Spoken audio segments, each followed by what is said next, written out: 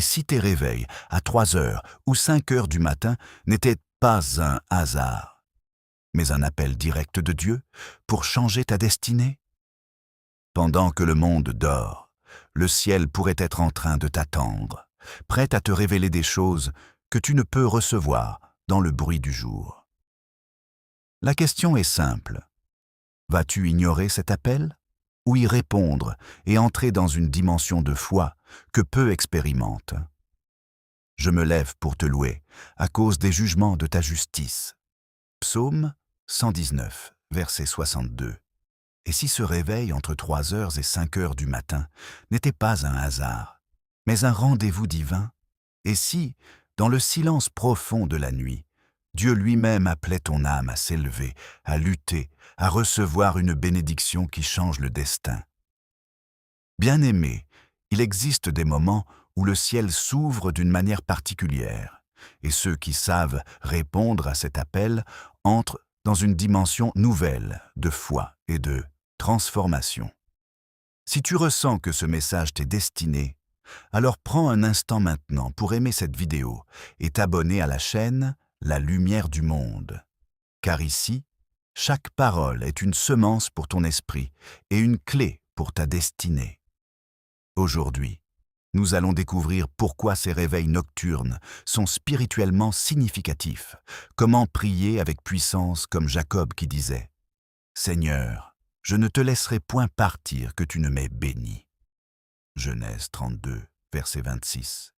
Et comment Dieu peut changer ton statut et ton identité à travers ces instants sacrés. Écris en commentaire cette déclaration de foi. Seigneur, je m'accroche à toi, bénis-moi et transforme ma vie. Et reste jusqu'à la fin, car une prière puissante t'attend pour activer cette révélation dans ta vie.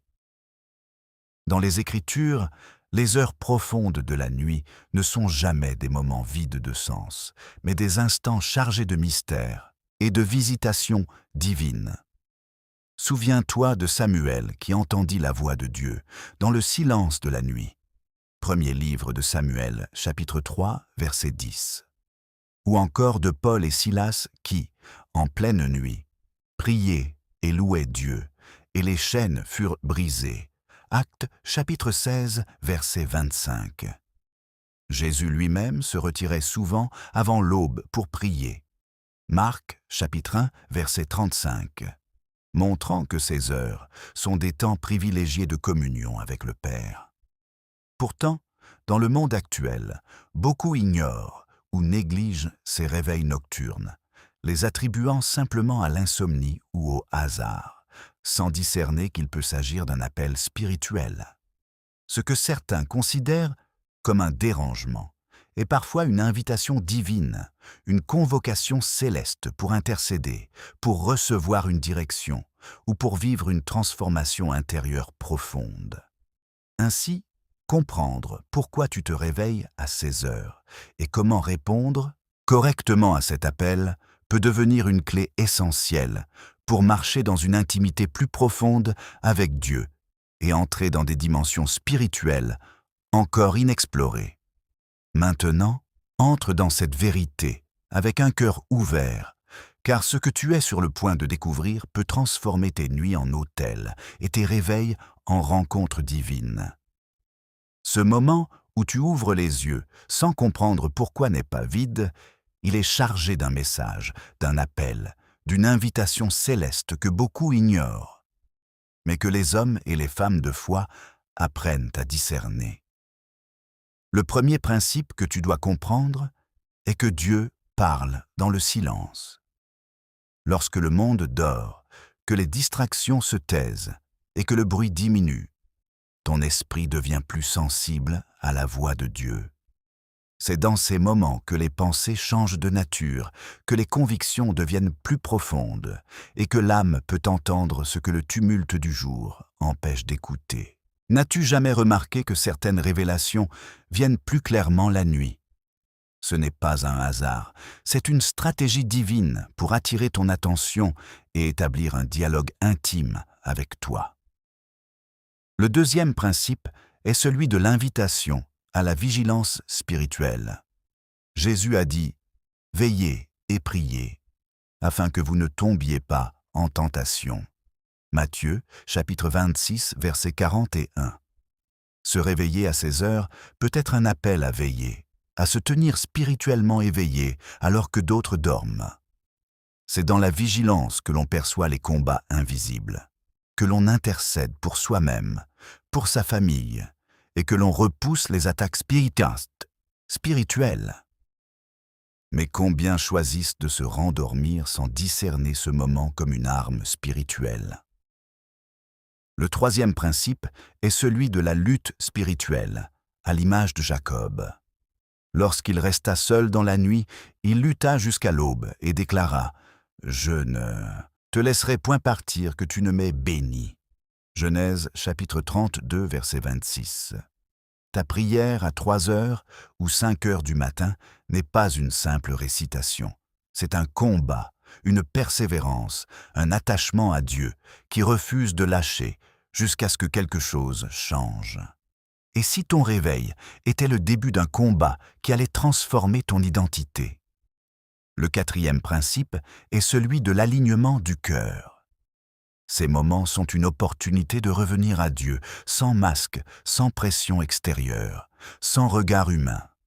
Tu peux parler avec sincérité, exposer tes peurs, tes doutes, tes désirs profonds.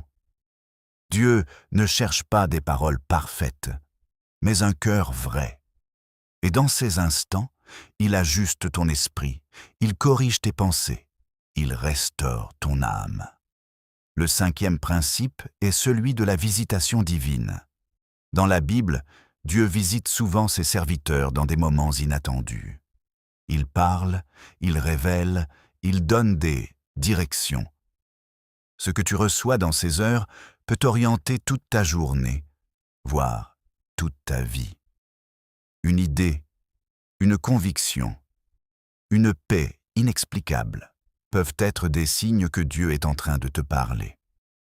Si tu ressens que ces vérités touchent ton cœur, prends un instant pour aimer cette vidéo et t'abonner à la chaîne La Lumière du Monde, car chaque message est une clé pour grandir dans ta foi et marcher dans ta destinée.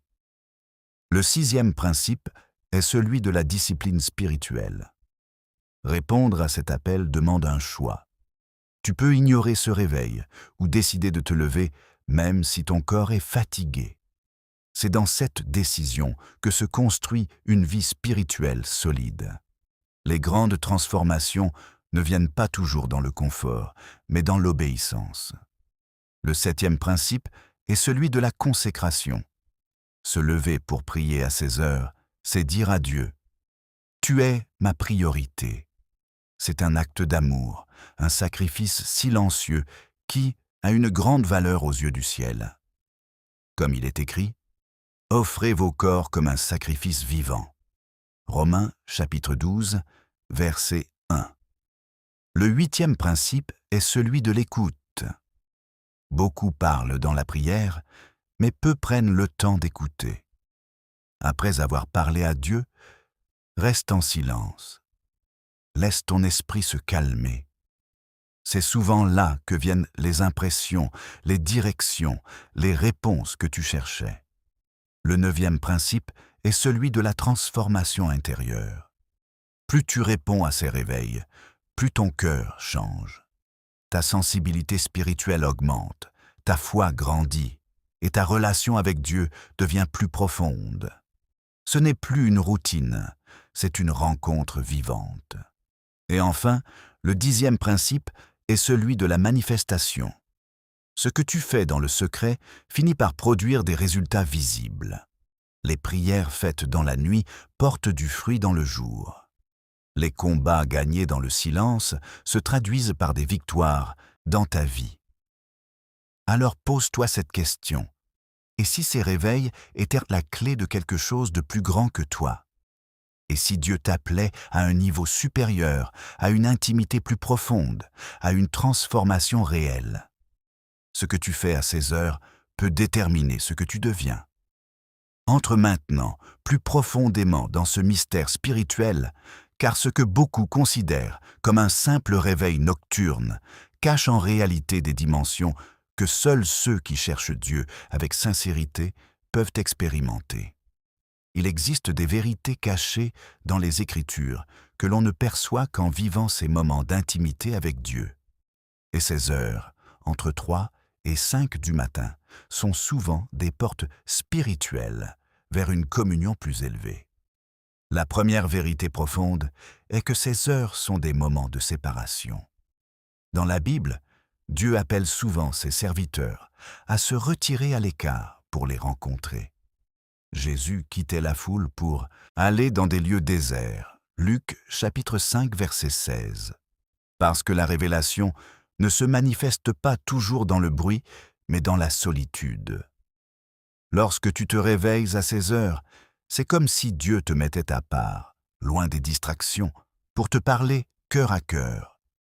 Ce n'est plus une prière parmi d'autres, c'est une rencontre personnelle, une alliance renouvelée dans le secret. La deuxième vérité est que ces moments révèlent l'état réel de ton cœur. Pendant la journée, tu peux être influencé par les activités, les responsabilités, les apparences. Mais la nuit, il n'y a plus de masque. Tu es face à Dieu tel que tu es réellement. Et c'est là que Dieu travaille en profondeur, qu'il guérit les blessures cachées, qu'il expose ce qui doit être transformé, qu'il restaure ce qui était brisé. Comme il est écrit, « Sondez-moi, ô Dieu, et connais mon cœur ». Psaume 139, verset 23. La troisième vérité est que ces réveils peuvent être des temps d'intercession stratégique. Il y a des combats spirituels que tu ne vois pas, mais que ton esprit peut discerner. Parfois, tu te réveilles sans raison apparente, mais avec une agitation intérieure, un poids, une urgence. Ce n'est pas toujours pour toi. Cela peut être pour quelqu'un d'autre, pour une situation, pour une bataille invisible. L'Esprit intercède à travers toi. Romains chapitre 8, verset 26. Et ta prière devient une arme qui agit dans l'invisible. La quatrième vérité est que ces heures sont des moments de téléchargement spirituel. Oui, Dieu communique, il instruit, il donne des directions précises. Dans le silence, il dépose des idées, des visions, des stratégies. Beaucoup de décisions importantes dans la Bible ont été précédées de temps de prière intenses. Et si ce que tu reçois à ces heures pouvait changer ta vie entière? Et si Dieu essayait de te montrer un chemin que tu ne peux pas discerner dans l'agitation du jour? La cinquième vérité est que ces réveils sont aussi des tests spirituels. Dieu observe ta réponse. Vas-tu ignorer ou répondre? Vas-tu choisir le confort ou la connexion? Ce n'est pas une condamnation, mais une invitation à grandir. Chaque fois que tu choisis de te lever, même fatigué, tu renforces ton esprit et tu démontres ton désir de marcher avec Dieu. La sixième vérité est que la prière à ces heures brise des chaînes invisibles. Paul et Silas priaient dans la nuit, et soudain, les portes de la prison s'ouvrirent. Actes chapitre 16, verset 26. Ce n'était pas seulement une prière, c'était une libération. Il y a des chaînes dans ta vie qui ne se brisent pas seulement par des efforts humains, mais par une connexion spirituelle profonde. Et ces moments peuvent être les clés de ta délivrance. La septième vérité est que Dieu change l'identité dans la nuit. Jacob n'est pas sorti de son combat comme il y est entré. Il a reçu un nouveau nom, une nouvelle identité. Genèse, chapitre 32, verset 28. Lorsque tu pries avec persévérance, quelque chose en toi change. Tu n'es plus la même personne. Ta manière de penser, de voir, de croire évolue. La huitième vérité est que ces heures cultivent une foi authentique. Ce n'est pas une foi basée sur les émotions ou les circonstances, mais une foi enracinée dans la relation. Lorsque tu rencontres Dieu dans le secret, tu développes une assurance intérieure que rien ne peut ébranler. La neuvième vérité est que ces moments activent la sensibilité à la voix de Dieu. Plus tu réponds, plus tu reconnais sa voix. Ce qui était flou devient clair. Ce qui était confus devient précis. Tu apprends à discerner, à comprendre, à marcher avec assurance. Enfin, la 10e vérité est que ces réveils sont des invitations à une dimension supérieure de vie spirituelle. Beaucoup vivent une foi superficielle, mais Dieu appelle certains à aller plus loin, à creuser, à chercher, à expérimenter sa présence d'une manière réelle et profonde. Alors, laisse-moi te poser une question sincère. Combien de fois t'es-tu réveillé sans comprendre, puis rendormi sans chercher Dieu? Et si ces moments étaient des opportunités manquées, et si Dieu t'appelait, mais que tu n'avais pas encore appris à reconnaître sa voix? Ce message n'est pas là pour te condamner, mais pour t'éveiller. Car à partir d'aujourd'hui, chaque réveil peut devenir un rendez-vous divin, chaque nuit peut devenir un lieu de transformation, et chaque prière peut devenir une clé pour changer ton histoire. Et ce que tu vas découvrir maintenant va te montrer comment transformer concrètement ces moments en une expérience qui change ta vie. Entre maintenant dans une dimension plus intime, plus personnelle, car tout ce que tu as entendu jusqu'ici ne prend véritablement vie que lorsque cela devient ton expérience, ton moment, ta rencontre avec Dieu. Ce n'est plus seulement une vérité à comprendre, c'est une présence à vivre, un dialogue à expérimenter dans le secret de la nuit, là où personne ne te voit, mais où Dieu te rencontre profondément. Imagine ceci, il est 3 heures du matin, tout est silencieux, ton cœur bat doucement, et sans comprendre pourquoi, tu es éveillé. Au lieu de lutter contre ce moment ou de chercher à te rendormir, tu fais un choix différent. Tu t'assois, tu respires, et dans ce silence, tu dis simplement « Seigneur, me voici ». Et soudain, ce moment ordinaire devient un autel. Commence par t'abandonner, sans chercher des mots compliqués. Dis comme Jacob « Seigneur, je viens comme Jacob devant toi, je m'accroche à toi, bénis-moi, change mon statut et mon identité ». Laisse ces paroles sortir avec sincérité, avec faim, avec vérité. Ce n'est pas la longueur de ta prière qui touche Dieu, c'est la profondeur de ton cœur. Ensuite, ouvre ton cœur complètement. Parle-lui de ce que tu ressens vraiment. Tes peurs, tes luttes, tes doutes, tes désirs cachés. Ne filtre rien. Dieu connaît déjà tout, mais il attend que tu lui donnes accès volontairement. Et dans ce moment, quelque chose commence à se passer. Une paix descend, une présence t'enveloppe, parfois imperceptible, mais réelle. Puis entre dans la louange. Même doucement, même avec peu de force, commence à remercier Dieu. Seigneur, je te remercie pour ma vie, pour ton amour, pour ta fidélité. La louange ouvre des portes invisibles. Elle change l'atmosphère, elle élève ton esprit, elle te connecte à une dimension plus haute. Comme il est écrit, Dieu siège au milieu des louanges. Psaume 22, verset 3. Après cela, prends un moment de silence. Oui, reste simplement là. N'ajoute rien. Ne te presse pas. C'est souvent dans ce silence que Dieu parle. Pas toujours avec des voix audibles, mais avec des impressions, des pensées, une direction, une conviction profonde. Apprends à écouter. Apprends à ressentir. Et si rien ne vient immédiatement, ne sois pas découragé. La prière n'est pas une performance, c'est une relation. Parfois, Dieu travaille en profondeur sans que tu t'en rendes compte sur le moment. Mais chaque fois que tu réponds à cet appel, quelque chose en toi change. Tu peux aussi déclarer des paroles de foi. Proclame la parole de Dieu sur ta vie.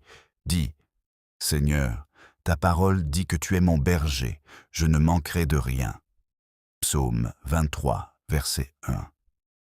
Tu es ma lumière et mon salut, de qui aurais-je crainte? Psaume 27, verset 1. Ces déclarations ne sont pas juste des mots, elles sont des armes spirituelles. Et parfois, laisse couler tes larmes si elles viennent. Les larmes dans la présence de Dieu ne sont pas une faiblesse, elles sont une purification, une libération. Comme il est écrit, « Ceux qui sèment avec larmes moissonneront avec chant d'allégresse ». Psaume 126, verset 5. Permets-moi de te partager une courte parabole inspirée des cieux. Il y avait un homme qui se réveillait chaque nuit sans comprendre. Fatigué, il se plaignait de ne pas pouvoir dormir. Un jour, il décida de se lever et de parler à Dieu. Au début, rien ne semblait changer. Mais nuit après nuit, il continua, jusqu'au jour où il réalisa que ce n'était pas Dieu qui avait changé ses nuits, mais Dieu qui avait changé son cœur. Et ce cœur transformé a commencé à transformer toute sa vie. Et maintenant, entre dans une profondeur encore plus grande. Car ce qui distingue ceux qui vivent une foi superficielle de ceux qui marchent dans une dimension spirituelle puissante, c'est leur capacité à persévérer dans ces moments, même lorsque tout semble silencieux, même lorsque rien ne paraît se produire. Car la vérité, c'est que dans le royaume de Dieu, ce qui se passe dans le secret est souvent plus puissant que ce qui se voit à l'extérieur. Lorsque tu te réveilles à ces heures et que tu décides de prier, tu entres dans un processus invisible mais réel de transformation. Au début, tu peux ressentir de la fatigue, de la distraction ou même un manque de concentration. Mais ne te laisse pas tromper par ces sensations. Ce sont souvent des résistances spirituelles, des tentatives de t'éloigner de ce moment précieux. Comme il est écrit, « Car notre lutte n'est pas contre la chair et le sang, mais contre les dominations. » Éphésiens, chapitre 6, verset 12. Comprends que chaque fois que tu choisis de rester, tu renforces ton esprit. Une des clés profondes dans ces moments est d'apprendre à rester dans la présence de Dieu sans précipitation. Beaucoup commencent à prier, mais quittent trop vite la présence. Or, Dieu se révèle souvent à ceux qui prennent le temps de demeurer. Jésus a dit « Demeurez en moi, et je demeurerai en vous ». Jean chapitre 15, verset 4. Cela signifie rester, s'attacher, ne pas fuir dès que l'on ne ressent rien immédiatement. Car la profondeur vient avec le temps passé dans sa présence. Dans ces instants, tu peux aussi développer une habitude puissante, celle de méditer sur la parole de Dieu. Prends un verset, répète-le, réfléchis-y, laisse-le descendre dans ton esprit. Par exemple, ta parole est une lampe à mes pieds et une lumière sur mon sentier. Psaume 119, verset 105. En méditant ainsi, la parole devient vivante en toi, elle transforme ta manière de penser et éclaire tes décisions.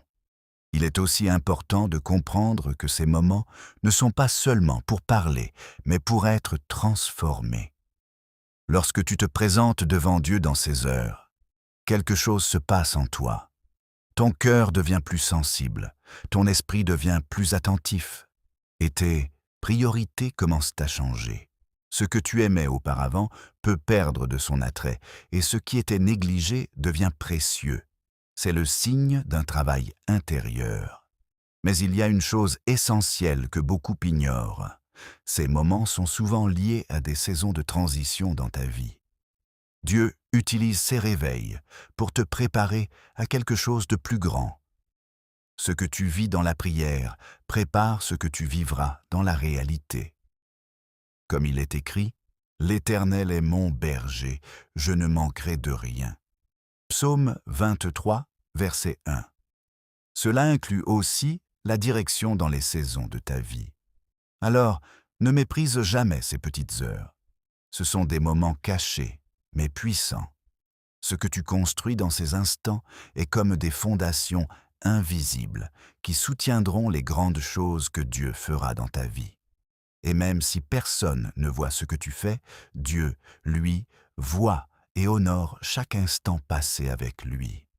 Et si tu continues à répondre à cet appel avec fidélité, alors quelque chose de remarquable va commencer à se produire.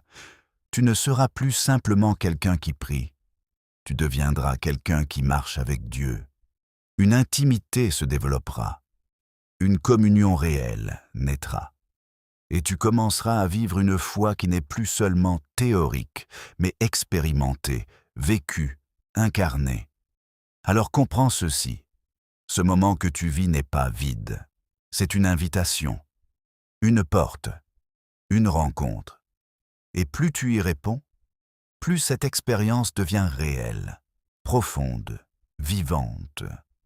Et peut-être qu'à partir de ce jour, tu ne verras plus jamais ces réveils de la même manière.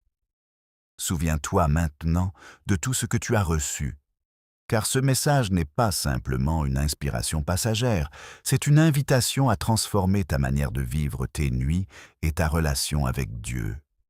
Chaque réveil entre 3 heures et 5 heures du matin peut devenir un autel, un lieu de combat, de révélation et de transformation. Ce n'est plus un hasard, ce n'est plus une gêne, c'est un appel divin. Tu as découvert que Dieu parle dans le silence, qu'il visite dans la nuit, qu'il change les identités comme il l'a fait pour Jacob. Genèse chapitre 32, verset 28. Et qu'il brise les chaînes, comme pour Paul et Silas. Actes chapitre 16, verset 26. Tu as compris que ta réponse à cet appel peut ouvrir des portes invisibles et produire des fruits visibles dans ta vie. Alors à partir d'aujourd'hui, fais un choix. Ne laisse plus ces moments passer sans les saisir. Même si c'est quelques minutes, même si tu es fatigué, réponds. Dis simplement « Seigneur, me voici ». Et accroche-toi à lui avec foi, comme Jacob, jusqu'à ce que quelque chose change en toi et autour de toi. Car Dieu n'est pas indifférent à celui qui le cherche sincèrement. Je veux terminer avec cette prière pour toi. Seigneur, je viens devant toi avec celui qui écoute ce message. Comme Jacob, nous nous accrochons à toi. Bénis-nous, Seigneur, change notre statut, transforme notre identité, ouvre nos yeux spirituels. Apprends-nous à reconnaître ta voix dans le silence de la nuit. Donne-nous la force de nous lever, la foi de persévérer et la grâce d'entrer dans une intimité profonde avec toi. Que chaque réveil devienne une rencontre, que chaque prière devienne une victoire et que nos vies témoignent de ta puissance. Au nom de Jésus, Amen. Si ce message a touché ton cœur, partage-le avec quelqu'un qui en a besoin. Laisse un commentaire pour exprimer ce que Dieu te met à cœur et continue à approfondir ces vérités dans la parole de Dieu. Et n'oublie jamais, ce que tu fais dans le secret avec Dieu peut transformer toute ta destinée.